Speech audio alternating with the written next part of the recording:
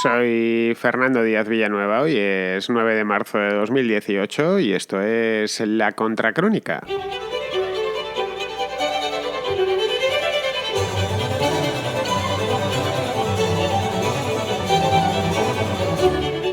El día 18 de este mes, es decir, este domingo no, el próximo domingo, hay elecciones presidenciales en Rusia. Son unas elecciones presidenciales de un país importante, del que se habla bastante, pero que de estas elecciones no se está hablando absolutamente nada. Se da por hecho que las ganará de calle Vladimir Putin y por lo tanto no hay partido. Y como no hay partido, no se ve necesidad de comentarlo. A pesar de que hace ya más de 25 años del colapso de la Unión Soviética, fue en el año 1991, finales del 91, la democracia en Rusia no se termina de asentar, o por lo menos una democracia al estilo occidental, tal y como nosotros estamos acostumbrados. Pero tampoco es propiamente una dictadura, como a veces se afirma. Es un sistema extraño, un sistema oligárquico, oligárquico burocrático, podríamos denominarlo, en el que una pequeña élite, tanto de la administración como de las finanzas y de la economía, maneja el país a su antojo. Pero claro, para ello necesitan que al menos desde fuera, no tanto desde dentro, aunque desde dentro también parezca un país normal y no una anormalidad tipo Venezuela o Corea del Norte. Es decir, que no se pueda decir que aquello es una tiranía y que el país es un país poco serio.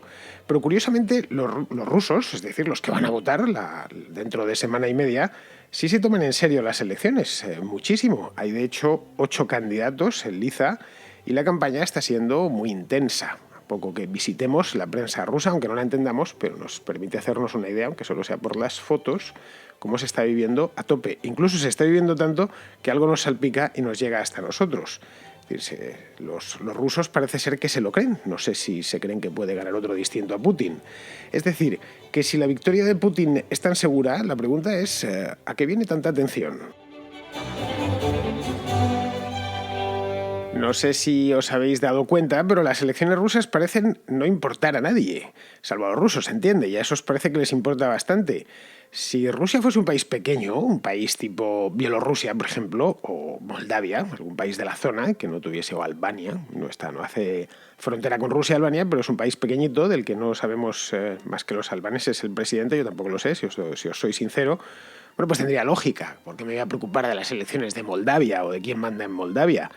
Pero no es el caso de Rusia. Putin es uno de los estadistas más conocidos del mundo, junto a Donald Trump y los principales líderes, Angela Merkel, o en el caso del Reino Unido, antes era Cameron, ahora es Theresa May, pero vamos, o Macron. Si aparecen en las caricaturas de todos los países del mundo, es decir, que es un tipo muy conocido, pues además lleva mucho tiempo en el poder. Las noticias de Rusia suelen ir en portada. Yo aquí a La Contracrónica el tema ruso es algo que me traigo con relativa frecuencia y de hecho todos los grandes medios tienen un corresponsal en Moscú. A poco que el periódico, la televisión o la radio en cuestión tenga un volumen mínimo, automáticamente colocan a alguien para que transmita las noticias o redacte las crónicas, ¿no? Es decir, que es un país importante, pero las elecciones no interesan lo más mínimo. Bueno, le interesan al corresponsal, obviamente, que se tiene que ganar el sueldo, pero poco más. No interesan a la gente y eso se traduce en las portadas de los periódicos. Desde que irrumpió el periodismo digital, irrumpió hace ya 20 años, pero desde que se hizo realmente popular, era cosa de 10 años, es decir, que todos nos informamos a través de los periódicos digitales, podemos ver realmente lo que le interesa al personal, porque los periódicos van modificando la portada en tiempo real en función de lo que más pinchazos, lo que más se visita. De tal manera que es cierto que el editor siempre tiene la capacidad de, sobre todo si el periódico es muy grande, de crear una noticia, de crear un tema. Pero vemos que aparece en los periódicos lo que nos interesa leer, en líneas generales, y no solo en la prensa política, sino en la deportiva, en la que trata temas de moda, la cultural, etcétera. Y vemos que las últimas 2 semanas, apenas se ha tratado el tema ruso más que de manera muy marginal. Y claro, elecciones hay, no son una ficción, son elecciones en Rusia, se celebran puntualmente. Antes cada 4 años y desde el año 2012 cada 6 años, porque cambiaron la ley para que los presidentes pudiesen estar 6 años. A Putin, al parecer, necesitaba más tiempo, 4 años se le hacían cortos y decidió pasarlo a 6. Se celebra además desde el origen de Rusia como tal, es decir, desde el año 1991 se han ido reproduciendo casi como si fuese un país normal, aunque no lo es del todo, y no ha habido ni golpes de Estado ni nada similar. El motivo de este desinterés, que es la primera pregunta que nos deberíamos hacer, probablemente sea que siempre gana Putin. Y así desde hace 20 años. Bueno, y cuando él no lo hacía, lo hizo en el pasado Medvedev, que es algo así como su alter ego, su mini yo, que le colocó incluso de presidente entre el año 2008 y el año 2012, y que ahora le tiene como primer ministro. Es lo que allí en Rusia llaman la tandemocracia. Son como un tándem, las dos ruedas de la misma bicicleta, e incluso todo un debate nacional desde hace años de quién manda de verdad, o si mandan los dos igual, o si son como los cónsules romanos, si es Putin el que dirige a Medvedev o es Medvedev el que dirige a Putin. Yo personalmente, por lo que conozco de la política rusa, creo que es Putin el que manda, entre otras cosas porque es mayor. A Medvedev le debe sacar como 15 años aproximadamente. Ambos son discípulos de Sobchak, el que fue alcalde de San Petersburgo y padre, por cierto, de una candidata de las elecciones. Y bueno, uno ha ido básicamente detrás del otro. Así que yo creo que en esa tandemocracia el que lleva el manillar, o sea, no sé si alguna vez habéis montado un tándem, pero no hay cosa más desesperante que ir en tándem, en bicicleta, quiero decir, y sentarse atrás. Es dar pedaladas sin mucho sentido mientras hay uno que va diciendo por dónde se va y va colocando eso, y además el del tándem no le ve más que la espalda, el de delante. Bueno, en este caso creo que el que conduce el tándem es claramente Vladimir Putin, y es un tándem que funciona a la perfección desde hace 20 años, porque Putin, o casi 20 años, porque Putin se estrenó en la presidencia, es decir, tuvo su primer mandato, si gana va a ser el cuarto, en 1999. No ha llovido ni nada desde entonces. Fue justo un año después de que Boris Yeltsin le nombrase director de la FSB, que es algo así, creo que es el Servicio Federal de Seguridad, traducido al español, una cosa, creo, tendría que ir a mirarlo, pero vamos, la FSB es los que se encargan de la inteligencia, contrainteligencia, es como se llama desde los años 90 la KGB, para que nos hagamos una idea. Y desde entonces le hizo primero director de la, entre comillas, KGB, y un año después saltó sobre la presidencia y ya de paso jubiló a Boris Yeltsin. Bien, que todos sepamos, incluidos los rusos, por supuesto, que Putin seguirá mandando, choca con el hecho de que en Rusia las elecciones se las tomen muy en serio. Es decir, cuando hay elecciones en España, una de las cosas que pensamos es si el que manda va a perder. Nosotros no tenemos presidente, pero sí un primer ministro, y siempre se piensa si va a perder. Es una posibilidad que está ahí, que existe, o si no va a poder gobernar al final. Es decir, en una palabra, hay partido. Y como hay partido, nos interesamos todos en ver quién puede ganarlo y quién puede perderlo. Pero en Rusia parece ser que no hay partido y que Putin va a ganar sí o sí. Esa es la realidad. Es algo así como que a mí me parece chocante que, a pesar de que todos saben que Putin va a volver a ganar las elecciones, realmente no se siguen mostrando interés, en una palabra, como si realmente hubiera posibilidad de recambio, como si las elecciones fueran en serio. Esta es una pregunta importante, yo creo que la principal. Es decir, ¿esto por qué sucede? A mí me chocó desde que empecé a seguir las elecciones rusas hace cosa de un par de semanas. Yo creo que para entenderlo hay que observar la naturaleza del poder en Rusia. Y hay que conocerla un poco, no tanto ya en la República actual, sino incluso en la Unión Soviética, y me iría más lejos, en la Rusia de los zares. Es decir, hay que conocer un poco de historia de Rusia. O estar allí y conocer bien a los rusos de cerca, que eso también informa bastante. Allí las elecciones no determinan quién ocupará el cargo. En una palabra, diréis, ¿cómo que no? A ver, dejadme desarrollar bien el argumento. Lo determinan porque el que gana las elecciones es el que termina en el Kremlin. Pero que no es el candidato favorito llega al poder, en una palabra. Es decir, eso se decide con antelación. ¿Veis? ¿Quién lo decide si no son los electores? Pues lo deciden algo así como los pesos pesados del sistema, podríamos llamarlos.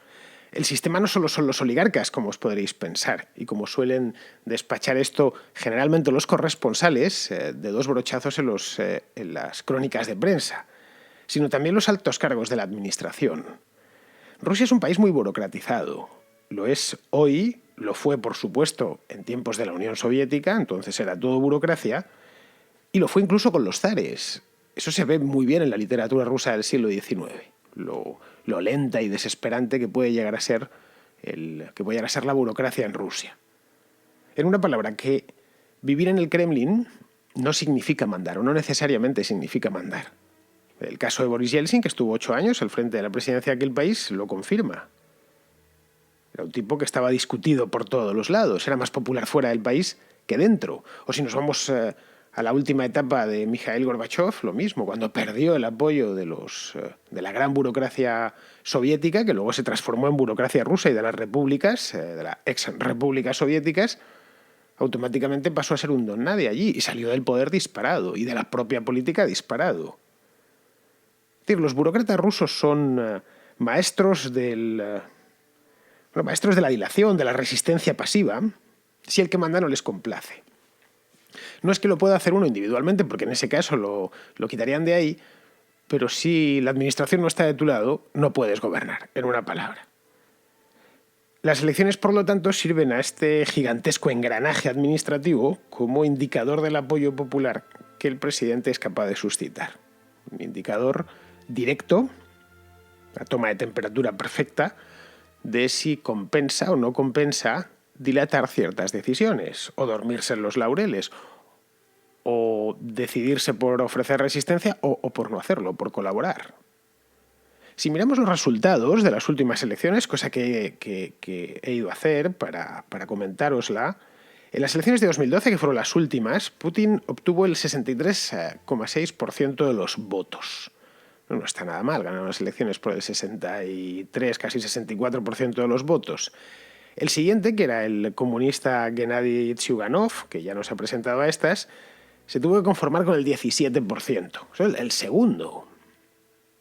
Si nos vamos antes, al año 2008, en aquel entonces no se presentó Putin, se pasó él a conducir la bicicleta de ese tándem, pasó Medvedev a conducir la bicicleta, obtuvo el 71,2% de los votos.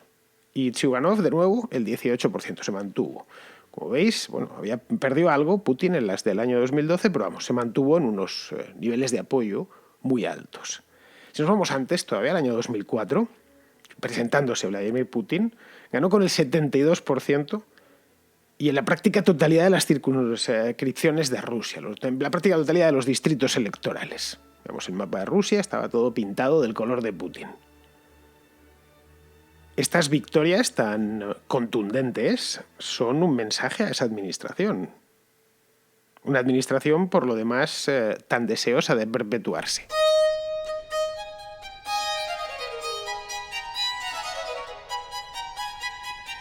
Junto a esta élite burocrática de la que acabo de hablar, está la élite económica, la que todo el mundo conoce, aunque solo sea por las películas, que sale bastante a menudo retratada de una manera un tanto panfletaria, pero nos podemos hacer una idea.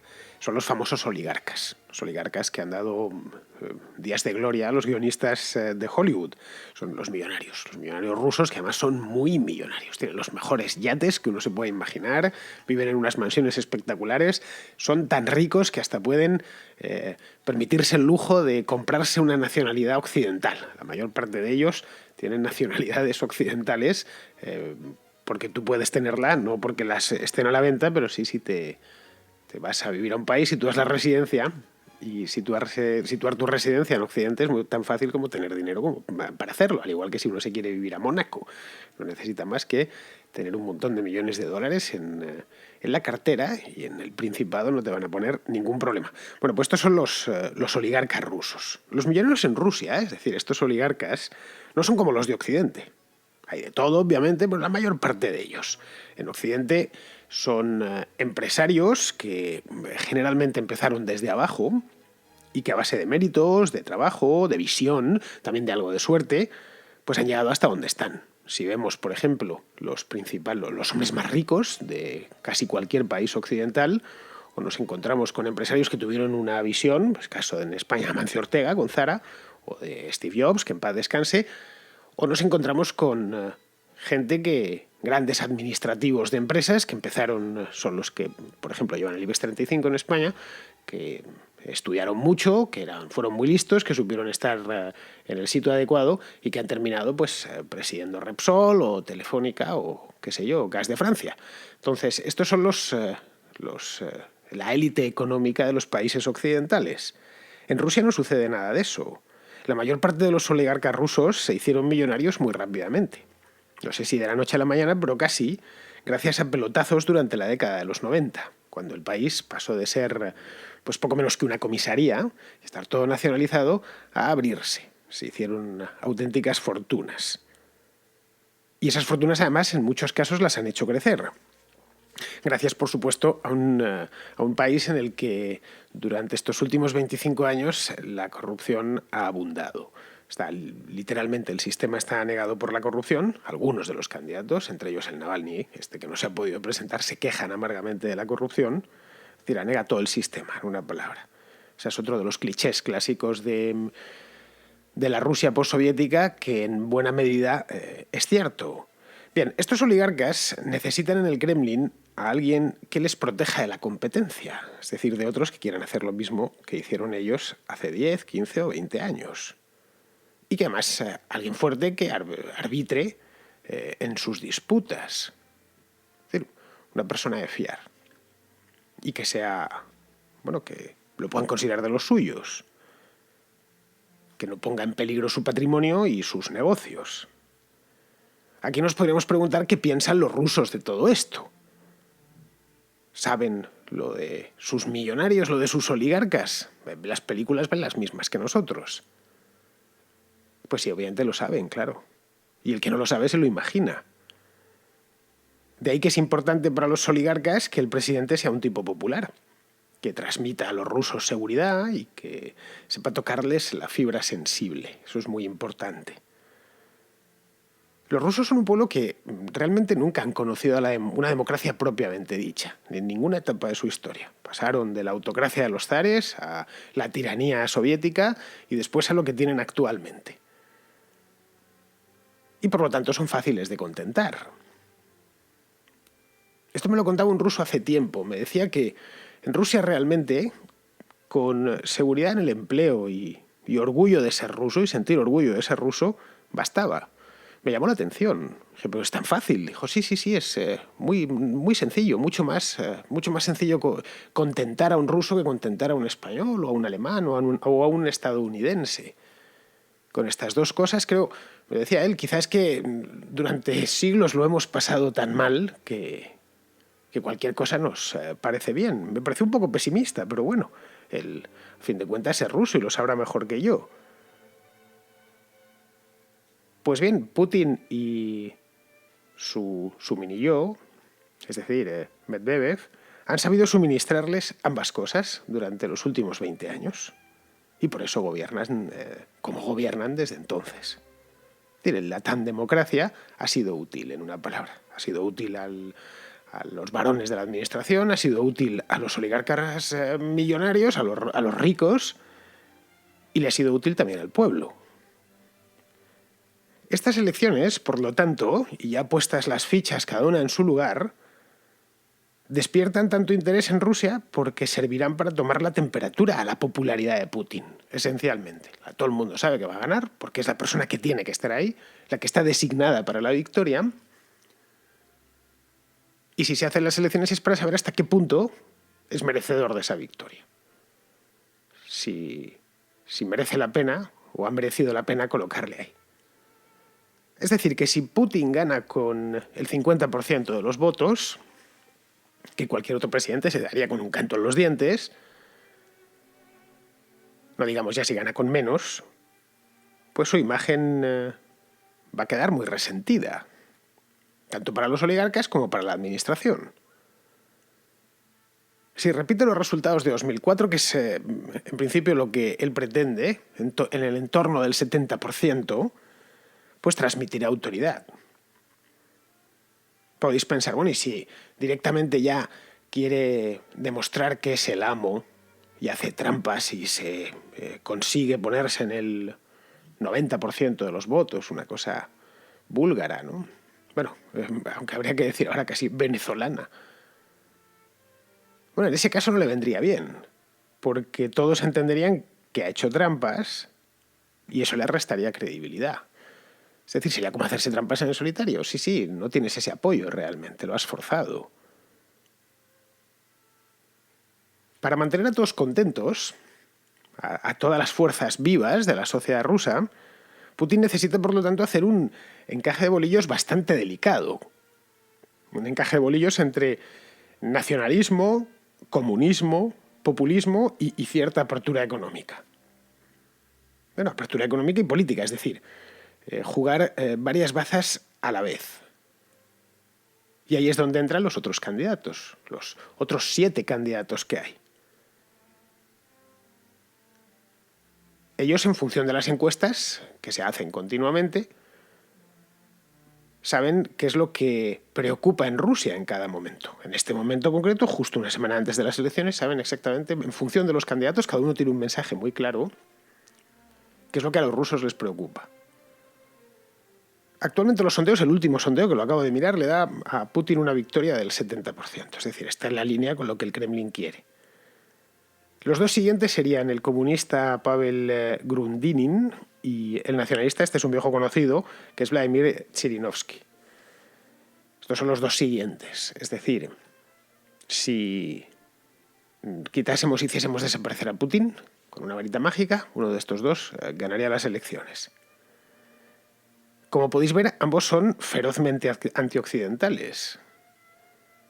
Y eso ayudaría a entender la retórica nacionalista que ha adoptado Putin durante la campaña y sobre todo durante los últimos meses o el último año, que tanto preocupa en Occidente. ¿No? Pues que está imposible, que si es el zar, que si quiere empezar la Tercera Guerra Mundial, que si quiere desestabilizar Occidente. Simplemente hace la lectura de lo que los rusos quieren. Es decir, que si en lugar de Zhirinovsky y Grudinin, que los favoritos de los rusos después de él, claro, obviamente, fuese la iniciativa cívica esta, la de Ksenia Sobchak, pues el mensaje estoy seguro que sería muy distinto. Pero radicalmente distinto. Es decir, Putin, en una palabra, aspira al gobierno total. Y la ideología, en principio, es lo de menos. Lo que tiene claro es que si no consigue ganar por mucho, terminarán poniendo a otro. Y eso yo creo que es lo que más le asusta y lo que le produce pánico. Mirando así las elecciones, empiezan a entenderse, o por lo menos después de haber pensado sobre ellas durante los últimos días y haberle dado unas cuantas vueltas, empecé a entender por qué a nosotros no nos interesa y a ellos les interesa, pero no por la razón que imaginamos.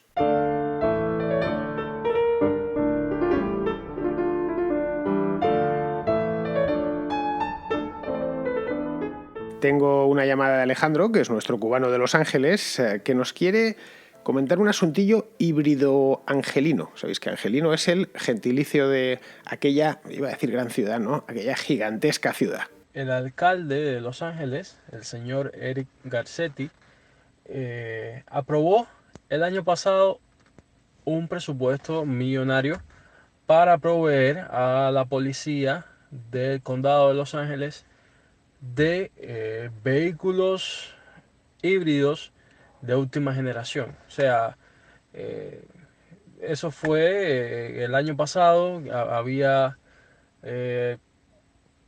¿sabes? Político al fin, estaban en medio de elecciones y empezó a prometer. Aquí las personas, aquí hay una gran cultura de lo que es, ¿sabes? El saneamiento del ambiente, que bastante, bastante complicado lo tenemos a veces con la polución. Entonces, creo que el presupuesto que aprobó fueron 2.5 millones de dólares, una barbaridad de dinero, para comprar vehículos eléctricos o híbridos para la policía.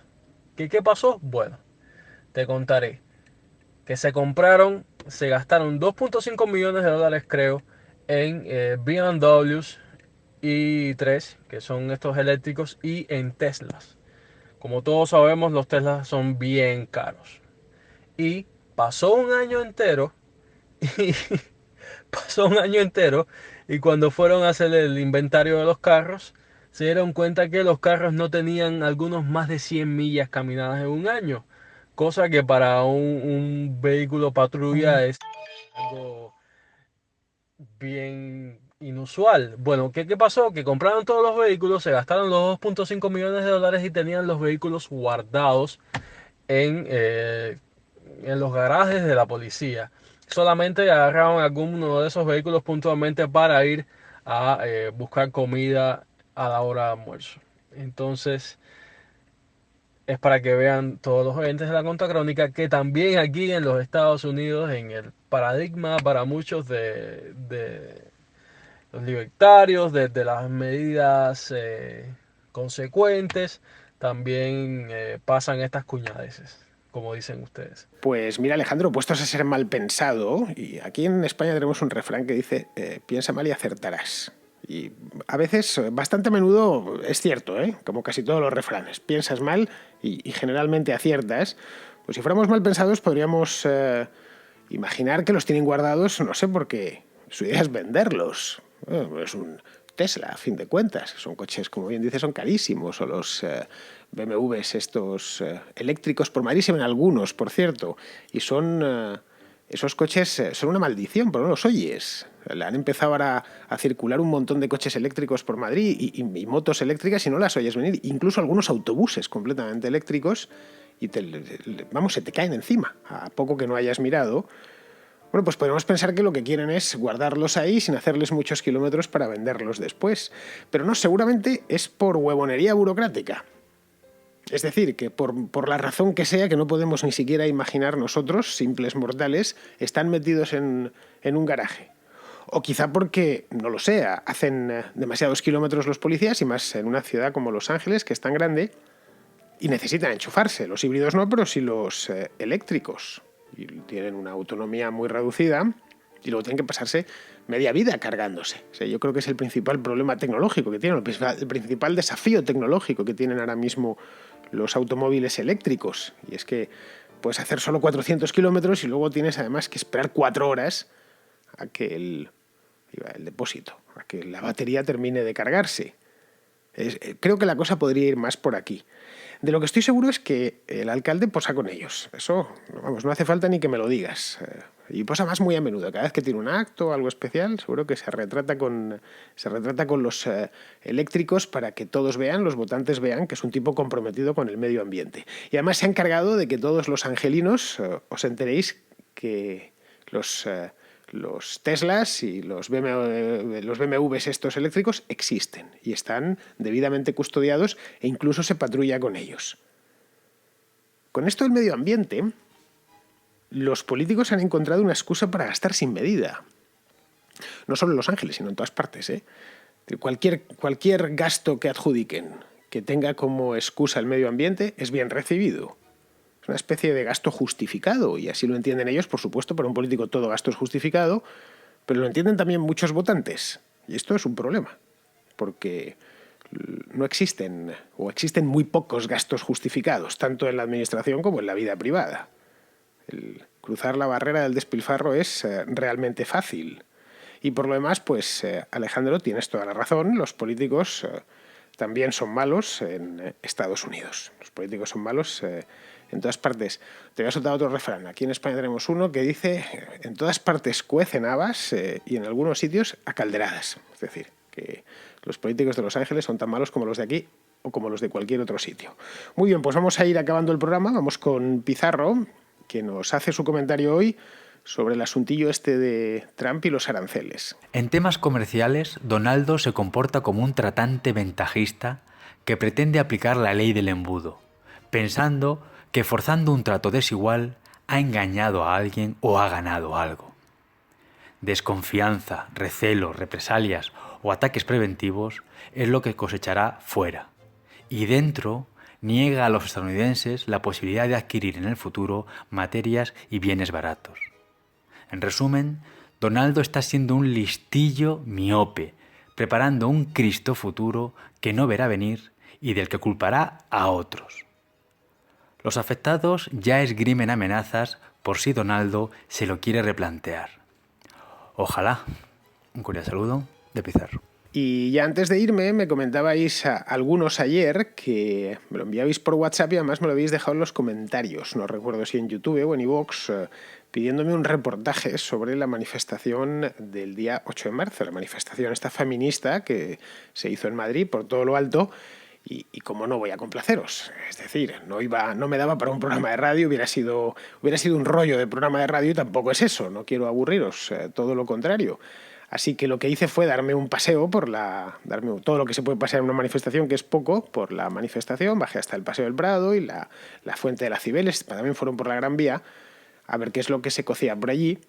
Me llevé la cámara de fotos, disparé algunas y me lo llevé todo a mi página web y allí tenéis un pequeño reportaje tal y como me pedisteis, un reportaje fotográfico en este caso, porque no se podía contar mucho de la manifestación en sí, unas cuantas pancartas y tal, así que si queréis verlo lo tenéis en mi página web que es diazvillanueva.com y ahí está, podéis mirarlo en Twitter porque ayer lo enlacé desde mi cuenta y lo tenéis ahí, se titula literalmente, pues si queréis buscarlo en Google, y perdonad por el término que empleo, pero no es mío, es "no tengo el coño pa' farolillos". Es por una pancarta que me encontré que me hizo mucha gracia, una pancarta que había redactado allí una manifestante muy entusiasta, lo había escrito ella, a mano. Entonces la fotografía la tenéis ahí y nada.